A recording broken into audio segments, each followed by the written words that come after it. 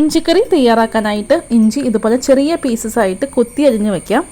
ഒരു ചീനച്ചട്ടിയിൽ വെളിച്ചെണ്ണ ചേർത്തതിന് ശേഷം അതിലേക്ക് ഇഞ്ചിയും പച്ചമുളകും ചേർത്ത് ഒന്ന് മൊരിയിച്ചെടുക്കാം. ഒരു നെല്ലിക്ക വലുപ്പത്തിൽ പുളി നമുക്ക് പിഴിഞ്ഞ് മാറ്റി വയ്ക്കാം. പുളിവെള്ളം നമുക്ക് തിളപ്പിച്ച് ഒന്ന് വറ്റിച്ചെടുക്കണം. അതിനായിട്ട് ഗ്യാസ് ഓണാക്കി നമുക്ക് പുളിവെള്ളം വച്ചു കൊടുക്കാം. അതിലേക്ക് കുറച്ച് മഞ്ഞൾപ്പൊടി, ഉപ്പ്, മുളക് പൊടി എന്നിവ ചേർത്ത് കൊടുക്കാം. ഇഞ്ചിയും പച്ചമുളകും നല്ല ഗോൾഡൻ ബ്രൗൺ ആയിട്ട് നമ്മൾ മൂപ്പിച്ചെടുത്തിട്ടുണ്ട്. പുളിവെള്ളം ഒന്ന് വറ്റി വന്നിട്ടുണ്ട്. ഇനി നമ്മൾ ഇതിലേക്ക് ശർക്കര ചേർത്ത് കൊടുക്കുന്നുണ്ട്. ശർക്കരയിൽ മണ്ണിൻ്റെ തരി ഉണ്ടെന്ന് സംശയം ഉണ്ടെങ്കിൽ ഒന്ന് അരിച്ചു ചേർത്താൽ മതി.